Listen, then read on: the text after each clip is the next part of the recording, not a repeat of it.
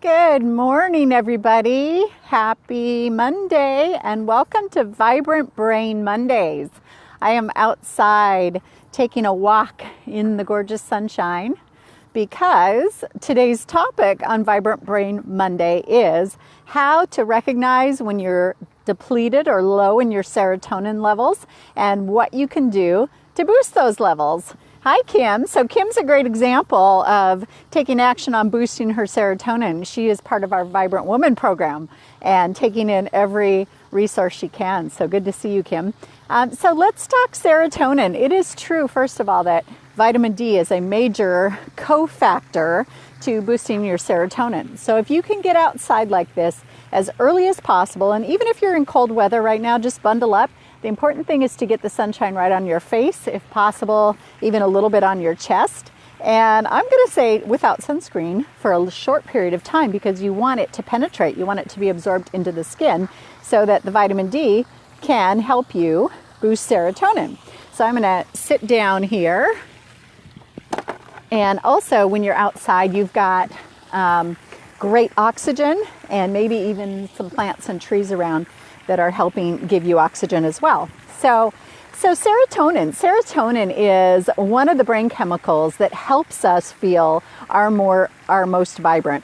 And your natural design is to have good, constant, effortless flow of serotonin. And the brain makes serotonin with some cofactor nutrients, the most important being amino acids that come out of your protein foods, and then then there's some vitamins and some minerals that help that process of the amino acid in the food being converted into the neurotransmitter in your brain, and yet serotonin is one of the neurotransmitters. It's the only neurotransmitter that has another unique element to how it's synthesized, and that is by daylight and by sunshine.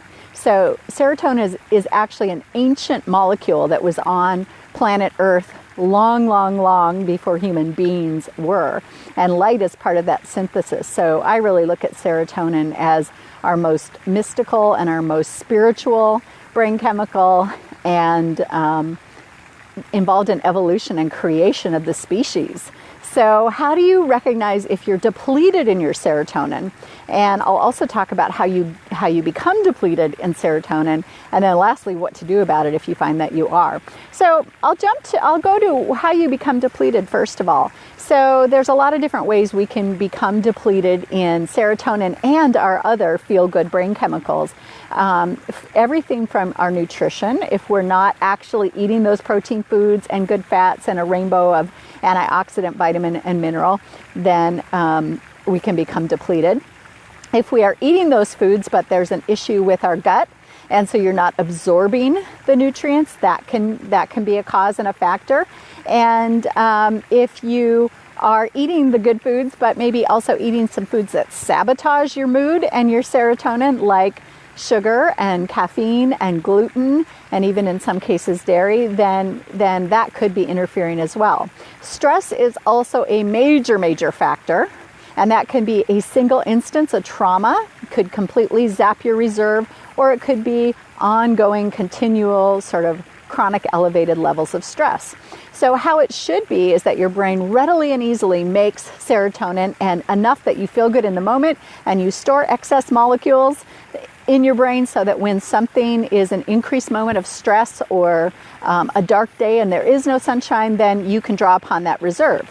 But if you're at elevated levels of stress for a long period of time, you'll draw from the reserve, draw from the reserve, draw from the reserve, or if the brain is not getting the nutrients it needs to make the serotonin in the first place, over time, you can deplete your levels. Some of us, myself included, are even born this way. We inherit it from our mother being low in serotonin. So that's how it happens. And no matter how it happens, it is pretty simple and straightforward how you replenish, and that's through the right nutrients, not only in the food that you eat, but if you're depleted in concentrated high levels in the form of supplementation in a customized plan, taking into account your medical history and medical conditions. But first, let's figure out if that's even a case for you. So I want to talk about some signs and symptoms that you're low in serotonin.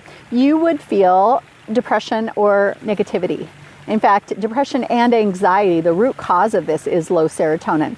You can also feel the seasonal effect. If the winter gets to you more, or dark, sharp days get to you more and affect your moodiness and maybe even your anger, this is a sign of low serotonin. Let's talk about those mood issues. Anger, irritability, frustration, panic attacks, another sign of low serotonin, and certainly feeling hyperactive or having low self-esteem, or even feeling perfectionistic.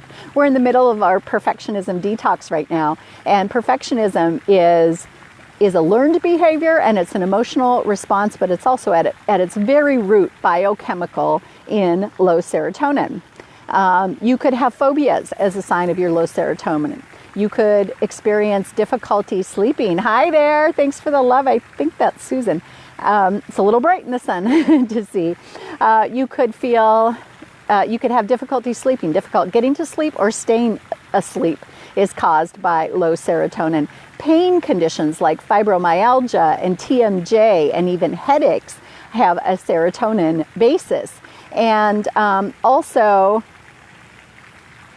cravings. And cravings, whenever we're depleted in serotonin, you'll know it's a low serotonin induced craving by the fact that you experience it more later in the day when there's less of the daylight. So mid-afternoon sugar cravings, evening gotta have your sweet or maybe your glass of wine, very likely due to low serotonin. So how do you repair? Well, you repair and you maintain through your lifestyle, through eating a healthy amount of protein, 20 to 30 grams every meal, and especially breakfast within 1 hour. You maintain by getting your vitamin D, and we can only get so much at certain times of year and certain places in the world from actually being outside, so you may need to supplement vitamin D. And you boost your serotonin also by having good, satisfying fats along with your omega-3, as long as you're not pyroluria, and by having consistent exercise. So your lifestyle pieces help you maintain. If you are depleted, however, it's next to impossible to completely restore your serotonin levels simply by taking those lifestyle actions, if you even can. So what I mean by that is, in the case of cravings, if you have a craving, you're probably going to be drawn toward that food that is actually sabotaging your serotonin production. So when you are depleted, what is really required is high therapeutic concentrations of these protein nutrients in the form of neuronutrition. And that's one thing we do here at One Whole Health, is write customized neuronutrition protocols for restoring your serotonin and other neurotransmitter levels. So what I'll do is put in the link, I invite you to take a self-scoring brain chemistry assessment. The way to know for sure for yourself is take this assessment. You will rank not only low serotonin symptoms on a 1 to 10 scale, but signs of other neurotransmitter depletion as well. And I'll put that assessment right in the link below this video.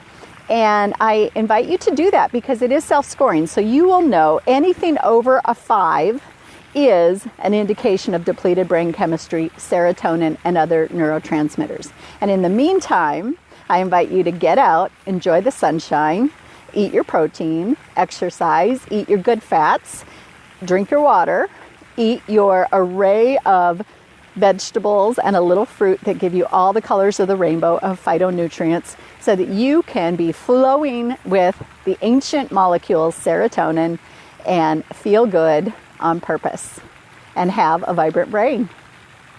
Thanks for being here, and here's to your high serotonin levels.